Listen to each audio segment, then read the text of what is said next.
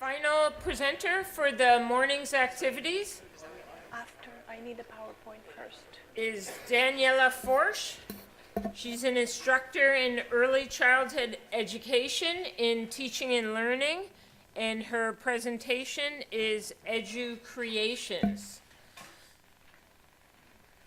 Good morning, everyone. Before I begin with my presentation, I would like to find out who you are, who is in the room.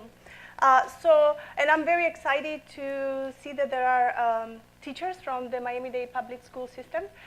Let me see if I can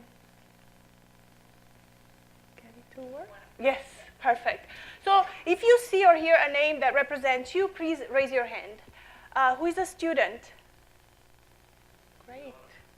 I know. Faculty? Okay.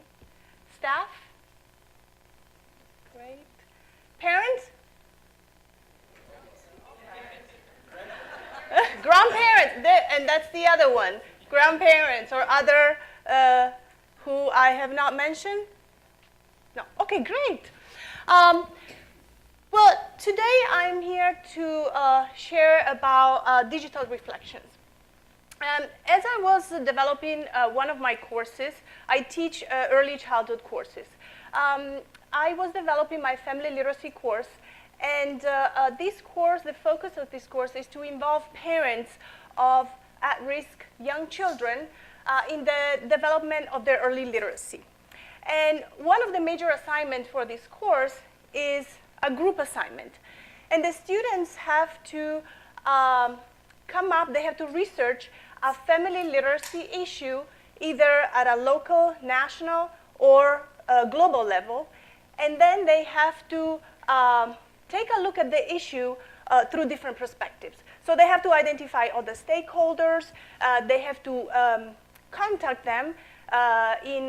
For example, if they select a family literacy issue that is in another country, they need to contact somebody, a stakeholder in that country.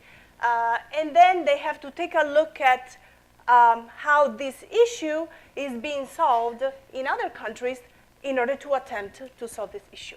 But this is the final project.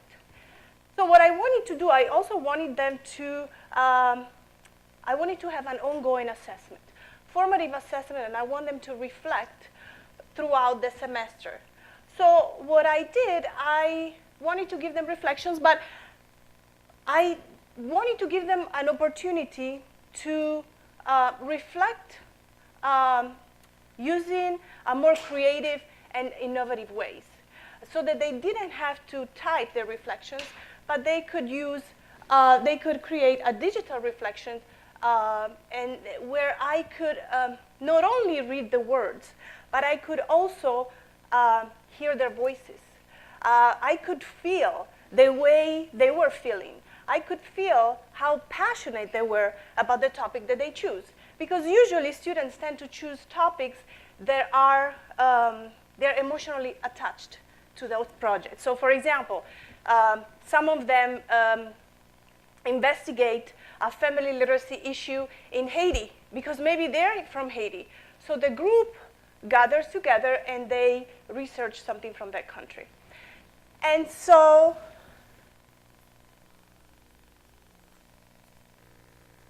what I did, I also, for these reflective videos, they have to turn in 4 throughout the semester. And these are the directions. They have to include, your reflective videos will include your reflection as you think about your problem and the multiple perspectives involved. And then they will use the following questions to prepare for the video. One is connections. What connections do you draw between the text, the discussions with your group members, the stakeholders pertaining to the problem, and your own life or your learning? Challenges. What ideas, positions, or assumptions do you want to challenge or argue within the text? Discussion with your group members and the stakeholders pertaining to the problem. What concepts or ideas do you think are important? And also, what changes in attitudes, thinking, or actions are suggested by the text either for you or for others. So this is what they have to do. And these questions, this is a thinking routine, and it's called the 4Cs routine.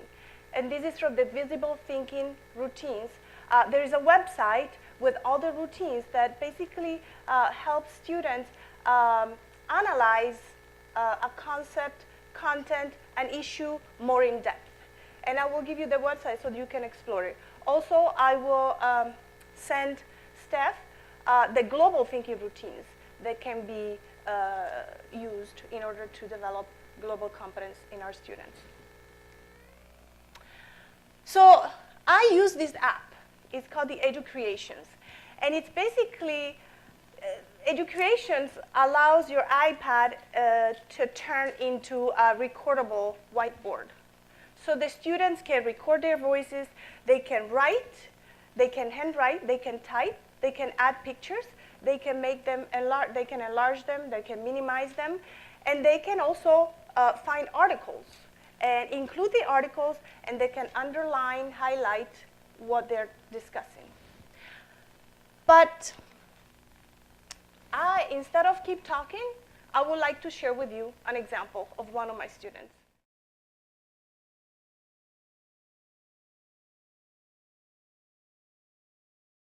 So this is an example of how one of the reflections from the students.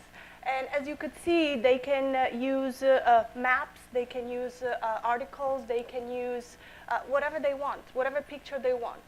And then they can also underline to focus on specific sentences of parts of the pictures. This app is free. You can get a free account, but you need an iPad. This app can also be used, for example, with students in the classroom from kindergarten or pre-K up until 12th grade. Because, for example, somebody mentioned the Common Core standards earlier, and some of the standards are for the students to have a critical discussion with a group of students, and maybe this can be used as a form of assessment where they have a passage or they have to read something, and then they have discuss and compare and contrast maybe characters or points of view. But it can be used in many, many, many ways. And the great thing is that the only thing that you need from the students is the link. So they can copy and paste the link and email it to you. That's it. And you can view that from your computer. Now, because this app can only be used with iPads, I talked to Steph, and actually Elizabeth Ferris, an IT from FIU Online, found the equivalent Androids for the Androids. So it's right there. The list is in your packet, the handout with all the different applications. I have never tried them, so I don't know how they work, but I think it's another option. And another thing that I would like to say, that I wanted to say, is that the 4C also is in your packet, the thinking routine. So, thank you. Thank you. Any questions for Daniela? Questions? Yes. So I'm curious, do they upload this in the Blackboard? What's the, because they could also present this information in class in front of everybody. What's the added value of having them do a video kind of presentation like this? They can, what they can upload on Blackboard is they could, for example, if you would like them to do a blog, they just upload their website, the link. So they can save the link into a Word document or PDF file. It's up to you. And then the other students can click on it, take a look at the videos, and then it's up to you, depending on what you would like the students to do and the focus of your class. And then you can ask them to comment or have a discussion. Maybe you can ask them to share what they value about the presentations, what clarification questions they have, what suggestions they have, and also, what questions you have. So, but it's up to you. It depends on But the you, in your views, you basically have them present in class? Is what you do? No, you could, but I don't. Because for me, this is an ongoing assessment, as they prepare for the final project. The final project is a group project, but this is an independent, individual reflection. And, it's very interesting to see how students in their reflections are some of the students are so much different because, you have students in the classroom that never talk maybe, never participate. And then during these reflections, you can really see, here the kind of person, the kind of students, they are, and it's great. Sometimes they don't want to share in front of everybody, but then through this reflection, they do, and they actually do a very good job. Did I answer your question? Yes. How do you accommodate or take into account students who may not be so comfortable, whether culturally or individually, with technology and the use of Well, I had a student last night who shared with me, she said, the first time I used this app, it took me so long, to understand how to use it. But this app also has instructions, very specific instructions on how to use it. But she told me, it took me a little while because there's also a lot of preparation behind. It's not just, a 3-minute video. Students have to prepare. But she told me, but once I understood how it worked, this is such a great assignment. It's a great tool for me because it's different. And it allows me to use my creativity and imagination instead of just having to type my reflection. So it's just a little bit, I go, in my face-to-face class, I do go over how to use this. We do we take a video, we do a reflective video in the classroom, but on my online classes, I give them directions. Did I answer that? Yeah. Yes. I have my iPad with me, and I have this on. So this is what my daughter did. Let's see. You don't get to see. I'll just maybe, oops.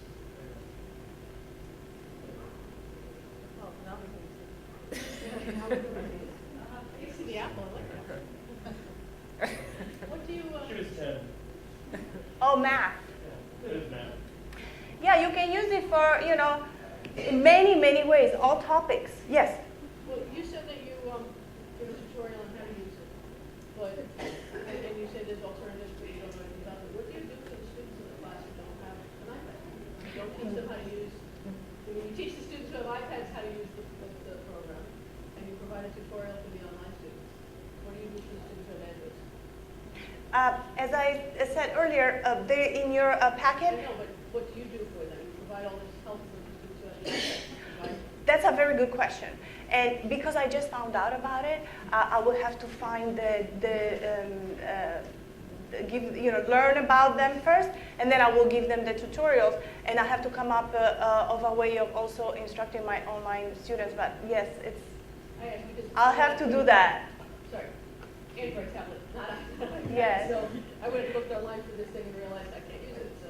There are several labs that have maps, RTP maps around the university, and that helps too. Not if you're an online student, you may not do it. I have online students who are nowhere near the university. I mean, they're, Yes, it depends. But that's why I was glad that Elizabeth Ferris found out the equivalent for this.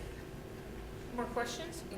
I have an engagement class, and we gave them the option to go to the community and have an experience with one of the international organizations in the community. It's a title short internship, but this is an option for those because they have to go in groups. For the groups that can't go to the community, and they go to the community and they want to combine with something, it's a very good option. They even prepare a radio program once in groups, just to, and they come and stay in class, and they do individual papers also, a bunch of papers of what they see. So this is a very good way for them to present back when they come from the community. Because they come with photographs and posters and to prove that they were there.